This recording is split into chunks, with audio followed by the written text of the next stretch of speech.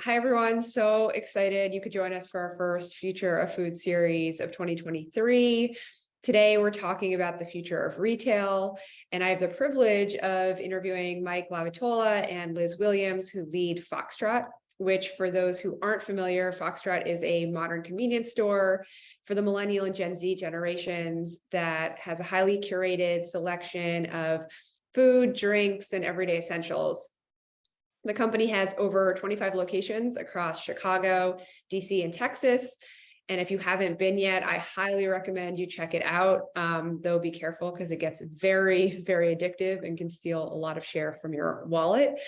We'll be discussing Foxtrot and its place within the retail landscape, including their merchandising strategy and how they build customer engagement, as well as what the future of retail has in store.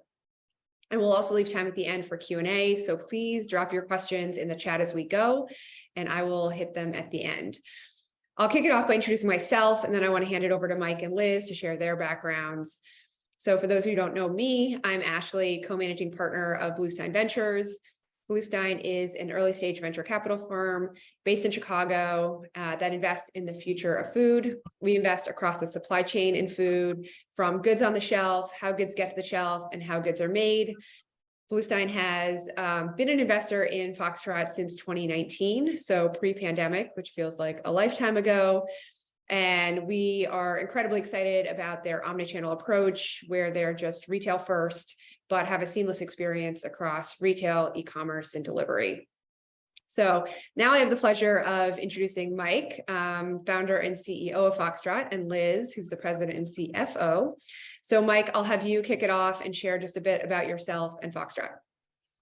Sure. So hi, everyone. I'm Mike LaVitola, the co-founder and CEO at Foxtrot. So grew up in Chicago, ended up down in Austin, Texas after college working in finance, and fortunately made my way back to Chicago for business school, where I ended up starting the company. So would it be helpful to kind of go into sort of how we got to where we are? Yeah, please just give us a little background on Foxtrot and your journey. Cool. So, Foxtrot started about 9 years ago now, which is a little wild. But the idea was, living in this great city and, seeing so much happening in terms of awesome, like really across the whole food and beverage world here. So great, coffee being roasted and local craft beer being brewed, and just so much happening in this sort of local CPG space.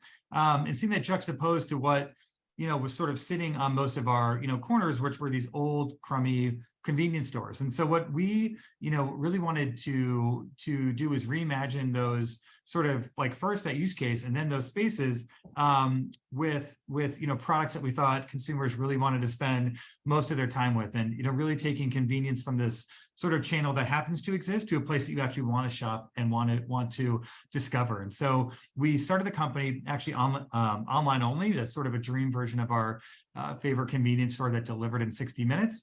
Ran it that way for a couple of years, and ultimately ended up opening our first retail shop in the West Loop of Chicago about 6 or 7 years ago.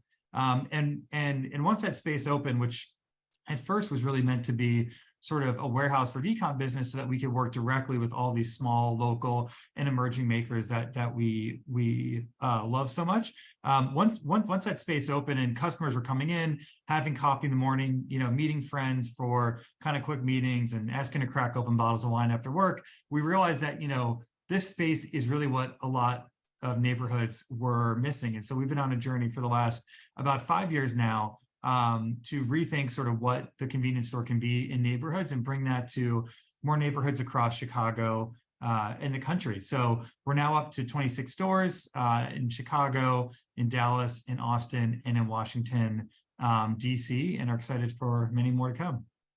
Yeah, the journey has been incredible, and we'll dive into that in a minute. But I would love, Liz, if you could give us a little bit about your background, because you are a new part of Foxtrot. So would love to hear how you got there. Right. Yeah. Thank you. And thanks for having us, Ashley. I joined Foxtrot. It's been, I guess, last May. I met Mike and had always been following Foxtrot, and just, as Mike said, the unique appeal that it brings, and just the consumer demand. been in a lot of consumer industries and have seen that getting that top line love and growth is hard to get. And when you see a concept that has it innately, you immediately notice. And I noticed that Foxtrot had that. And so got to know Mike and saw this amazing opportunity to really get in and hone the business and bring a lot of just process and discipline operationally to the business that, most startups don't have. And that's kind of that, in that maturity curve where I thought that I could help. My background prior to Foxtrot, I spent 10 years at Yum Brands with Taco Bell as a CFO, although my original background was marketing. So I was, a little bit of a crossover in that regard, and then ran our international business at Taco Bell. And then after Taco Bell, I started, I was lured into the world of private equity and worked with Dry Bar and a few other brands before coming to Foxtrot. And then really early in my career, I was a BCG consultant. So always have had that, I guess, fire to get in and, make things better. And I think that's exactly what we're doing at Foxtrot. It's going from good to great in terms of just setting up a lot of the systems and process. Yeah, Liz, you've been as CFO of kind of Taco Bell and CEO of Dry Bar, you've been really instrumental in reimagining retail for two beloved consumer brands. How are you thinking about operationalizing Foxtrot and usher the brand into its next phase of growth?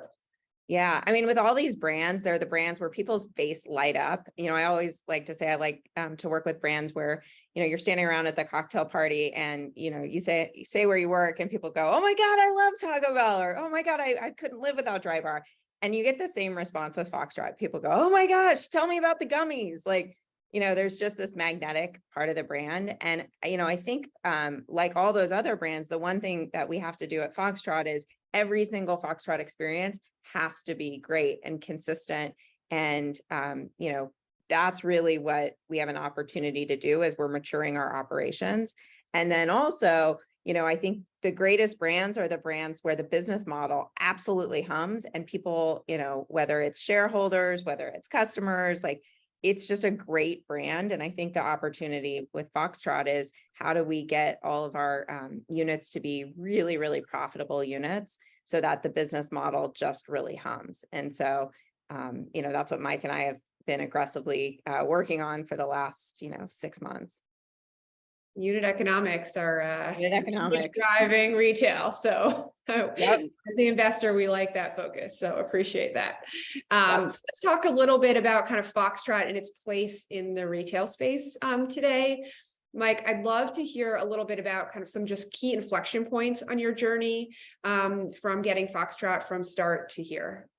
Yeah. So, I think there's really two, you've been along for the ride. There's many inflection points, but I kind of think of it as, two big ones. So the first one was about, 3 years in where we started, as I mentioned, as an online only concept, right? So sort of reimagining the convenience store, finding these products we were obsessed with and delivering them to customers in under 60 minutes, which at the time was, really, really novel. And when we kind of looked at it, we realized, people were coming to us, yes, because they could press a button and wine and ice cream would show up. And, that's a pretty cool thing. But really what they were coming to us for was, oh my God, I can't believe they have that flavor of Jenny's, or that, or that newest beer from Three Floors that no one else has, right? And it was a sense of discovery. And so all that led us to opening up our first retail shop, not to be a retail shop, but to get our license to power the online business.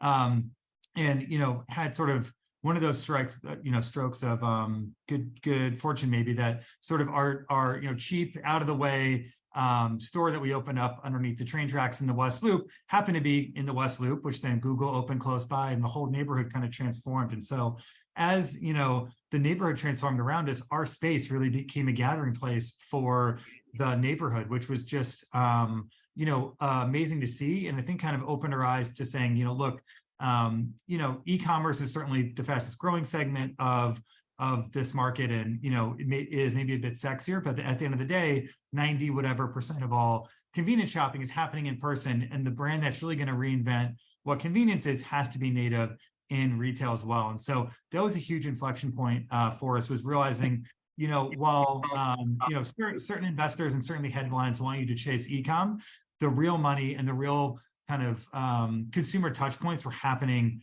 at retail. And so that really, charted a new course for us. And I'd say the second one has happened more, gradually over the past couple of years, but it's been transitioning from a pure market, which is where we started, to now sort of in an equally weighted market and then a coffee and cafe business. And so when you look at our business today, especially in our new units, 50% of the sales are coming from our coffee and our cafe business, which didn't exist 4 or 5 years ago, right? And oftentimes when we launch into a new market, that's how consumers are first finding out about us. And then they'll wander over to the market and they'll find a bottle of wine they love, or a wrap they love, or a new kind of cookie. And so when we think about how to be relevant to consumers, how do we drive frequency, how do we become an important part of their lives, it is really meeting those needs. And so kind of all that put together, has made a business that's sort of as relevant in retail as it is online, and then also as relevant at 8 in the morning as it is at 8 o'clock at night. And so it's been a journey to get there, but I think is what again makes it really relevant for consumers and puts a big moat around the business. And Yeah, also difficult to run. I mean, that's what initially got us extraordinarily excited about Foxtrot was that cultural cachet that you've been able to build, and that differentiated experience that's like unparalleled. And you can only really realize it when you go into the store and really understand kind of what you can offer.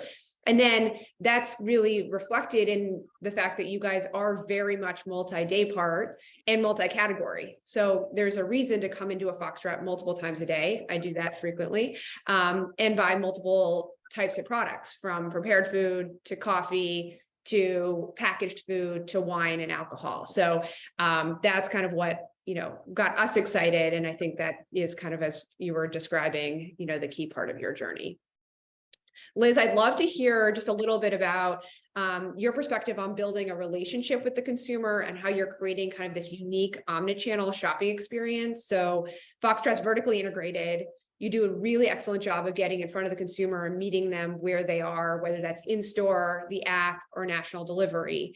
How do you think about kind of that seamless experience from kind of retail and e-commerce? Yeah, no, it's a good question. And following on to the discussion you just had with Mike regarding having the consumer there all day, 50% of our sales by 2 o'clock in the afternoon, we've only done 50%. So it really is the magic of Foxtrot is a concept that does span throughout the day, whereas a lot of coffee shops by 2 o'clock in the afternoon, they've done 80% of their sales for the day. So for us, we look at that as such an opportunity for growth, but also an opportunity to capture that consumer all day and just be part of their life. And to your point, omnichannel is the other way to do that. So, you might be the consumer that, wants to order in the evening and have it delivered. You might be, in front of us in the morning on having coffee. The other part of the business that's really taking off is this order online, pick up in store, especially when someone doesn't want to wait in line for the coffee. And, the other piece that we really appreciate is the fact that we're acquiring customers through our 4 walls. So many businesses today have gotten in this rat race of acquiring customers only online, and, they have to pay a lot of money, quite frankly, to acquire people online. We like to think that, we acquire great customers because we give them a fabulous experience in the store. They sign up for the membership and the app on their phone, and then it's just this virtuous cycle. So, the more we can do that, the better. And how do you think about kind of creating this cohesive brand across the different channels? If consumers meeting you at different places? It's really, integrating our team here to think through that customer journey and to think through having a really clear North Star, which, credit to Mike and our creative team, a North Star of who Foxtrot is, and then that being consistent all the way through the touch points. And so with the team, I would say we had invested really heavily on the e-commerce and the online side of the business over the last couple of years. We have found a way to dial that back so we can invest more on the store. And now the magic is integrating those two teams so they see the world all together as one. And actually, operationally, something we just did is we integrated our e-com ops and our store ops into one ops team that's serving the customer. Up until a couple months ago, we had two distinct teams, and we kind of felt like maybe we were creating a unnecessary division. So bringing that together, it's amazing when you just bring teams together, you get more of a seamless experience. Yeah, totally. Not in silos anymore, really thinking kind of holistically about the business. And how do you think about kind of creating this strong kind of content and marketing engine? Because you also have, your in-store experience, you've got email, Instagram, social media. How do you think about kind of engaging consumers across the different touch points that you can reach them? Yeah, we like to speak, with customers as almost a friend, or, as, something that's relevant, part of culture, not shouting at them where so many brands will, get on and shout a message. We want our message to be more of a lifestyle message. And so again, credit to Mike and our creative team. That's always been the Foxtrot way. And so we've just continued to do that. A lot of partnerships as well. So I know a lot of brands that, you're familiar with, or might even be in part of your portfolio, are brands that we love, and we already do work with them, but we want to continue to do, relevant partnerships. We find that when we partner up with someone, the magic that we can create there, I guess it's the 1 + 1 is infinite. We see that. We did a partnership with Zach LaVine as an example. He's, a Chicago Bulls player. He created his own gummy. We had the gummy in the store, but then we also talked about it online. You could get a signed version only through our membership program. It was like touched on all points. It was our highest rated Instagram moment in over a year. That one day, just because we really took a special, partnership and just blew some air on it. And we did it all internally. It wasn't anything we went and paid for. And, that to me is the magic of an owned and earned brand versus, paid marketing. Yeah, that's a great segue to talk about your merchandising and your SKU set, because it is really differentiated on how you think about that. Mike, you call Foxtrot, a better corner store for food people. And really, we think of you guys as like the ultimate curator. You just have this amazing selection of local products, plus household name brands, and like bundling and all these kind of features layered on top of that. Can you share a little bit more about kind of your merchandising strategy and how you stay on top of the latest trends? Yeah, absolutely. Well, that's the fun part. And it's also really what the company was founded on. So, really like everything starts with, is this the most delicious version of the product we can find, right? And that doesn't mean the most expensive version of the product. And oftentimes it doesn't. And, so much of the joy of the merchandising mix is that, we love, Diet Coke or Diet Dr. Pepper, in the case of Liz, and Oreos just as much as, the newest, hippest, like natural wine out there, right? And really that's how we see consumer shop, where, like earlier in the week, they're going with their safe bets. They want something they know that they love, and that's importantly that it's priced right. And then as you get kind of later in the week or later in the night, maybe that's when they're there to discover a new product, right? So whether it's a new brand of ice cream or a new flavor of ice cream or a new wine varietal that they haven't tried, or, kind of on the topic of Oreos, we're launching this brand called Sundays, which is a new kind of better for you Oreo that actually tastes awesome. And so I think sort of our place in the landscape is that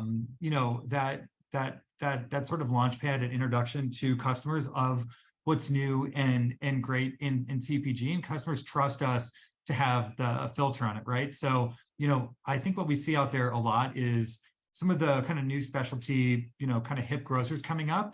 And it's really packaging focused, right? And there's so many products out there that have beautiful, millennial focused packaging, and it looks great, but the product doesn't taste good and it's more expensive. And, that's the antithesis of what we're trying to do. And so when you're on our shelves, it's, products that you grew up with, and love, products that we're introducing to customers in a new and interesting way. And then things that are highly local that, they might not be in any other retailer, but we want to do the hard work to welcome them on our shelves. And so that creates, sort of working complexity in the back end for how we manage our supply chain, but it also creates this really special feeling in store of, you never know what you're going to find, and it keeps customers kind of coming back again and again. Yeah, totally. How do you kind of balance, when to go with mainstream versus kind of new and trendy? How do you kind of think about that mix, and then whether it's category focus or product focus, or, what are your thoughts on that?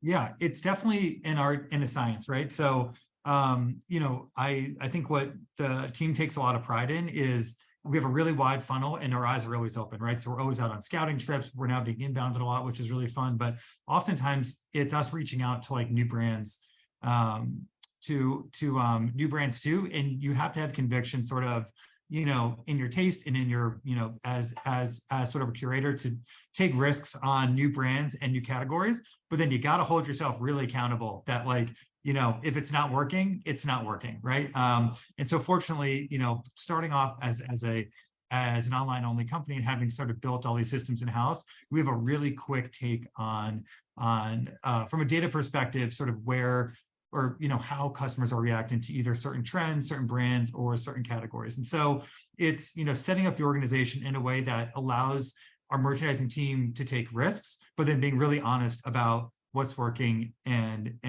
what's not. And so that allows us to partner with brands at the earliest stages, while also knowing, hey, there might be some kind of tough conversations after the first, few weeks or months. But our sort of greatest joy in this is finding that brand, taking a chance on them, building their sales, and then getting it, them into distribution so that they can become a real partner for us and others nationwide. Yeah, I mean, it's usually the first store that every emerging brand wants to get into is Foxtrot, right? Like anytime someone hears that we are investors in Foxtrot, the first question is, how do I get in? Can you introduce me? And so how do you think about kind of when's the right time to take on an emerging brand? Because you need this sweet spot of, obviously they've got to have some, level of awareness with the customer, but you don't want them to be too big to kind of not bring customers into the store. Yeah, exactly. It's a partnership, right? And like, there's so many things that go into it. I mean, one, like, it really does start with the taste. Like, if it doesn't taste great, it's not coming in the store. And I think that's a really, really important thing to keep in mind for our customers, because if you just start going down the sort of hype machine and just try to carry hypey brands, you lose your credibility really quickly. But like, we've set up our merchandising teams and our supply chain teams in a way that we have dedicated space, and really more so than the space, dedicated time and attention from our team to onboard some of those smaller brands. But it does take a lot more work, and it does add a lot more complexity, and so we have to have a lot of conviction that it's going to drive real sales, right? And so it's is it a category that drives real throughput? Is this something that can fit in all of our markets? Is there a path to getting into real distribution? Like, all of those things matter for us to kind of take a chance on a brand. But when it all lines up, that's what we get really excited by. And then on their end, it's a two-way street, right? So we want to make sure that they're shouting loud, hey, you can find us at Foxtrot, over their social, over their email, and, making sure that we're both getting credit for it. That's the way that we really built the brand in the early days, and has stayed really relevant through today. Yeah, that's a good, segue into kind of talking a little bit more about like private label and co-branded products. So, in 2021, your private label products were, about half your sales, and you've started these collaborations with Wilco or Zach Levine. Like, how do you think about kind of new private label opportunities or co-branded opportunities, and think about kind of the mix in your store across the broader assortment? Yeah, I can take that one.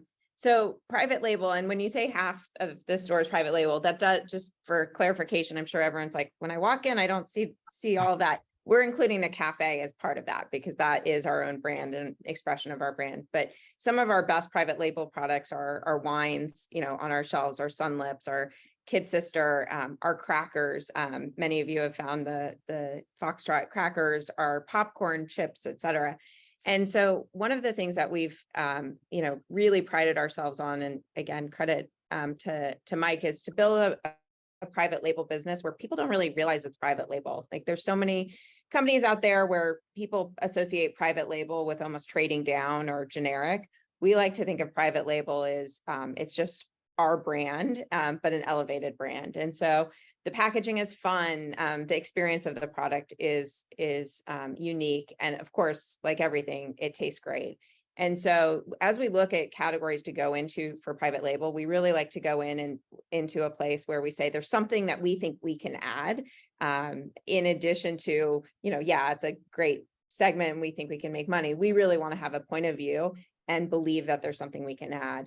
We have, tested our way through categories in private label where we haven't been as successful. And there are large brands that, they do it great. And there's really not a need for another brand alongside it. And we've humbly learned from that and said, okay, we're not going back into that category for a while or maybe ever. But the ones that really work, like our chips, we can't keep the chips on the shelf because they're really delicious. The packaging's great. The pricing's perfect. Like, it's just a great combination. So that's where we're leaning in more. So I would say snacking and wine are kind of the two that we've been leaning in the fastest on. And your gummies are beloved. Literally, everybody talks about the gummies. The gummies for granted, but yes, the gummies are a fan favorite for sure. Yeah, 100%. In what ways do you, either one of you think Foxtrot could amplify the in-store experience in the future? Yeah, it really is so many little things, right? So, it's ensuring that the, like when we think about stores,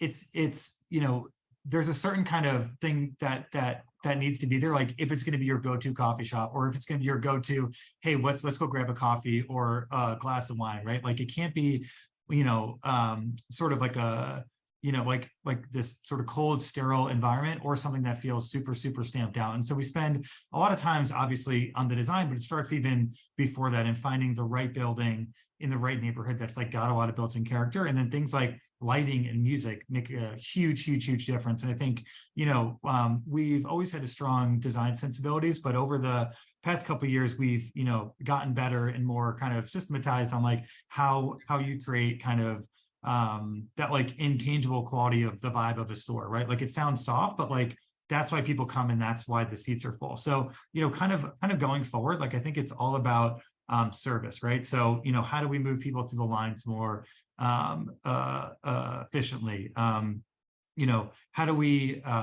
make sure that the food, comes out hot, delicious every single time? And then also really trying to spend time on training of our store staff to, make sure that they're as knowledgeable as they can be about all the great things on the shelf, right? Like it's a really hard thing to do because we have so many new and interesting products on the shelf, and they rotate at not an insignificant pace, but like a lot of our store team members are there because they love this product, or they have a passion for wine, or they have a passion for what's going on in CPG. And so when we think about the next evolution of the store experience, it's making sure that we're, providing ample training and ample time for our store team members so that they can help out our guests to be as passionate about all the products that we're carrying. Yeah, you touched on a interesting kind of point around kind of real estate and selection, and also the in-store experience. How do you think about kind of maintaining the local feel of each store while you're expanding kind of a national brand? So, really making sure that you have the right hybrid of the two. Yeah, and I think this is something Liz has been so helpful in teaching me and the team, is that you can do both of those at the same time, right? And so, we were spending so much time making every store a snowflake, which is great because they all look and feel really interesting. But it turns out that, the things that need to be new and interesting, are really kind of surface finishes, right? It's like, what's the art going to be like? What's the building? Like, how do we like lean into that culture of the neighborhood? Whereas, a lot of, just like how we build coffee bars, like how we spec out equipment, how we spec out shelving, that kind of stuff can deliver a really consistent experience to our guests and enable us to, scale faster. And so it's sort of that like yin and yang of making sure that we have really consistent operations for our store teams, that our guests kind of know what to expect at any given Foxtrot, and then putting in that that last layer of, sort of art and ambiance to make sure that it feels really warm and inviting for the guests coming in. Awesome. Liz, I know you guys just relaunched your loyalty program. I'd love to touch on that for a minute and hear your thoughts on kind of how you think about loyalty and retention and how you get customers to continue to interact with Foxtrot. Yeah. Over the summer, last summer, actually, we did a bit of a shift. So we had historically this membership program where you hit a threshold, and you got free delivery, which is a cornerstone of the program, which we kept exactly the same. Which in this environment, getting free delivery is becoming more rare and rare as a lot of delivery companies are, taking up their prices for delivery. So that's the cornerstone. But the piece we altered a bit was we did have this feature in there where you got free coffee.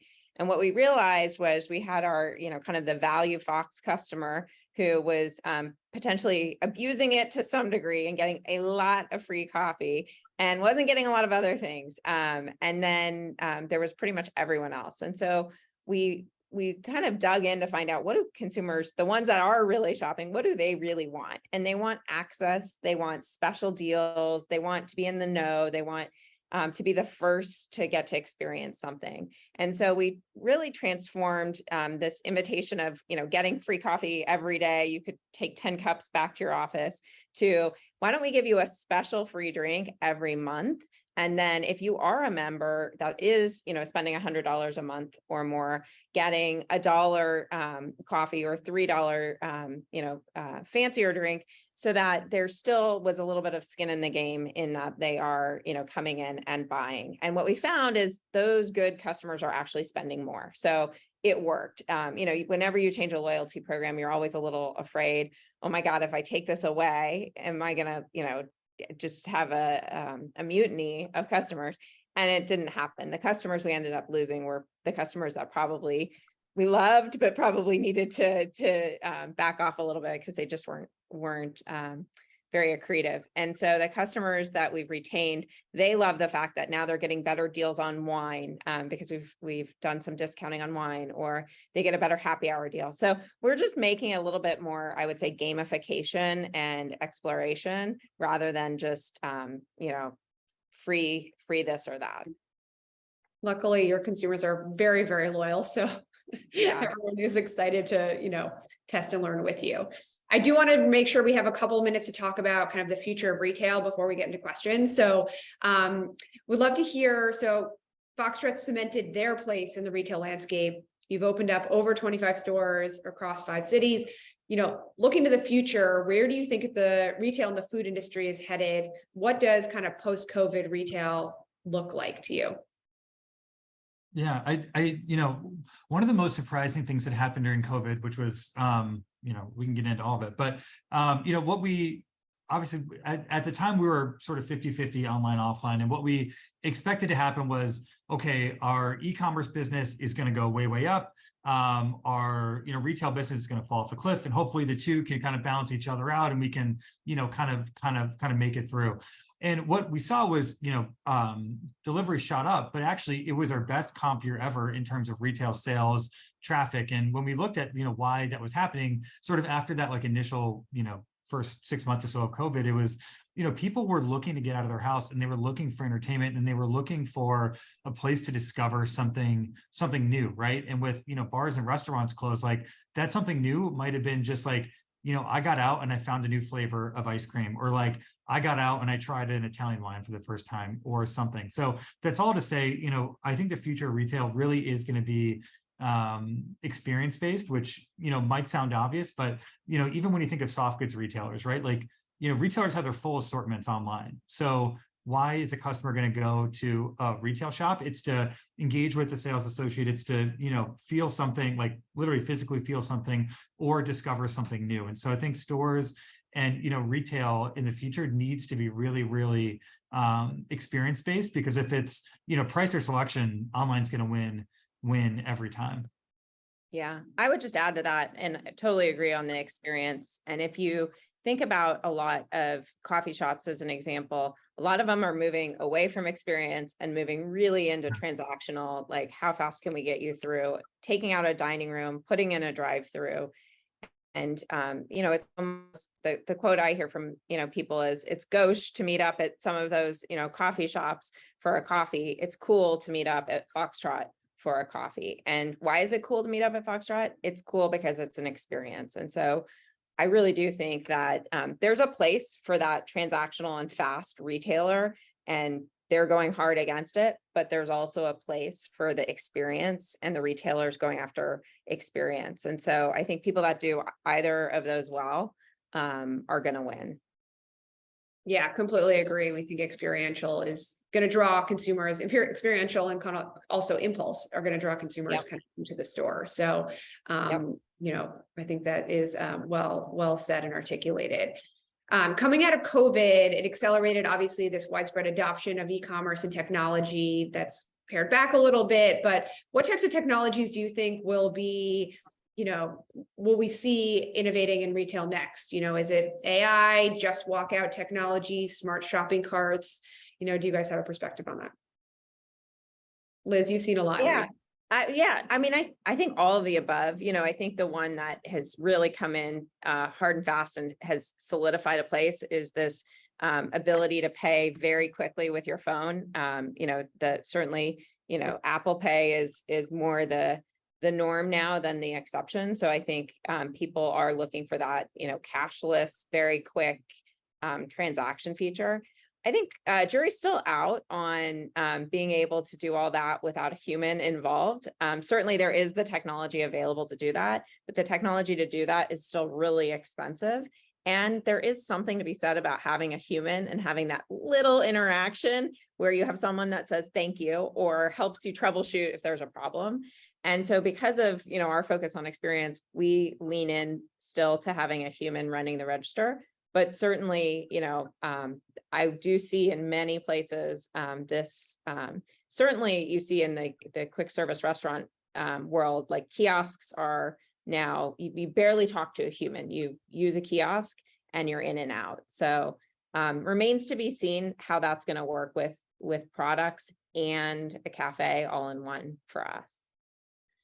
And then Mike, last question, where do you see Foxtrot in 10 years?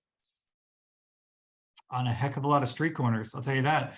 No, I mean, you know, I think that's what's so exciting is, you know, seeing the Dallas version of a Foxtrot and the DC version of a Foxtrot, and now the Austin version of a Foxtrot. It is, you know, one of those things where it fits in so many different communities. So in, you know, 10 years, I think when you know, are visiting a city or land in a new one and you want something delicious, you just, you know, sort of know that there is going to be one right around the corner. And, you know, hopefully, you know, pulling that up a bit, it's when, you know, you say the word convenience now, I think people have this really sort of like negative connotation. And I think we're well on the path to changing that.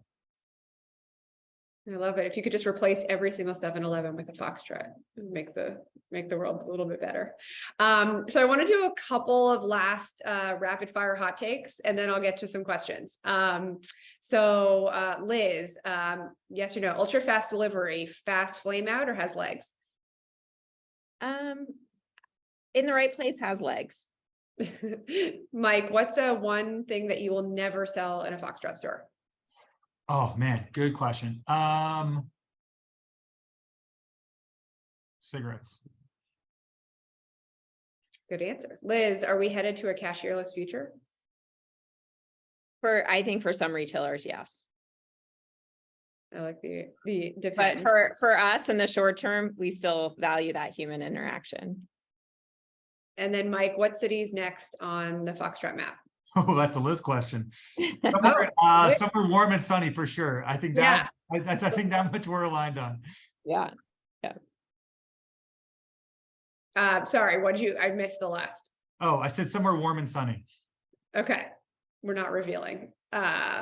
We have a few questions from Q&A that I'll get to make sure that we have time to answer some questions. Someone asked, Liz, are there any specific lessons learned or best practices from your previous engagements applicable to scaling Foxtrot? Yeah, I think the biggest one is just how important four-wall operations, our operators really crave clear standards and I guess support from the above store kind of mothership, if you will, it's really hard to be on the front lines, and our stores are no exceptions. In fact, some people say they're even harder, right? Because you're running a cafe and you're running a retail shop. So it's probably, one of the hardest to execute operationally. And so it really is incumbent upon us as leaders, as we're building this organization, to streamline as much as possible so that anything we're putting into the stores is really thought through and really, well executed. And so that's really been the focus that I've had with the team here, is how do we put in place, standard operating procedures. So rather than communicate with the stores every day on here's something new, we've stopped doing that. And we have a once a week communication that is really well vetted and thought through. And, we test programs now a lot more before we just put them down into the stores. Just everything to try and make the life of an operator easier, because as we all know, the front line is complicated. In fact, this morning on my way into work, I hopped on the register for 20 minutes, and it was a good reminder of how hard the job really is. For sure. We had a question here. How do you balance, when you're thinking about private label, how do you balance kind of having the name brand selling the same product with kind of any contracts and distribution you have, or any kind of conflicts you have with brands in the store? We really differentiate. I mean, I think, we love our branded partners, and, we don't want to be the retailer that, has a branded partner and then, a couple months later, has knocked it off. And, that's not a good partnership. So we think through, how can our product be truly differentiated in something that isn't existing today? If it isn't, then it's not worth doing. Because, some of most of the best, selling products in our store are branded products. Mike, I don't know if you have anything to add to that. Yeah, I think that's exactly right. Like we go into private label when we think we can deliver something new and unique. And, a lot of our branded partners, in their own categories, just do things in a great way. So it's meant to be complementary, not duplicative. What's the hardest part of supply chain logistics? Just getting it set up right. I think we were moving so fast in these early years that we didn't really need a lot of supply chain logistics, because when you only have a few stores, like, it all works, right? And so just getting it, the plumbing to get it set up right, I think, the investment to get it set up right is something that any retailer kind of struggles with. And so I don't think we're alone in that regard. And, I think the other pieces, and, many of our folks that are, supplying to us are going through this journey with us right now. We were very inviting for everyone to just ship directly to us, because when you only had 5 stores, that kind of worked. And we're at this tipping point now where we really need as many as possible to come through distribution to help our supply chain. And so that's kind of this growing up maturity move that we're making. And so we really appreciate everyone, doing it with us, because what it's going to do is it's going to leave a few lanes for those up and coming brands that are too small to get into distribution, so they can still come directly to us. So that's probably been one of our biggest, I wouldn't say challenge, but just biggest efforts over the last couple of months. Love it. You also have, just to call out, one person wants breakfast sandwiches and someone wants you to come to Minneapolis. So just to put the plug in there. And then the last question, in case there are any brands that are listening in, what's the process to get a brand in your store? How do they reach out to you? Any advice you can give? Yeah, I'm wondering, should I give them my email, Mike, or your email? You know what, as a follow-up to this, we'll send out an email, or, I mean, anyone can always send us a product and we send it on to the merchandising team. But as a follow-up, we can send something that's a little bit more formal. So my head of merchandising doesn't kill me. And as a note, we actually made a change a couple months ago to a great talent who has a merchandising background from just terrific retailers, Target, Mothers, and many others along the way. And he's really helping us kind of take that function to the next level as we also grow up a little bit as a brand. Is there an online portal that you can direct brands Yeah, to? there's a link on the website, and we'll share it out after Yeah, we this. can share it out. Yeah. Okay, awesome. Thanks, guys. I really appreciate you sharing the Foxtrot story with us. Really incredible journey, and we are super excited to see this on every corner. Awesome. Thank Thanks you. for having us. Thanks for the time. Take care.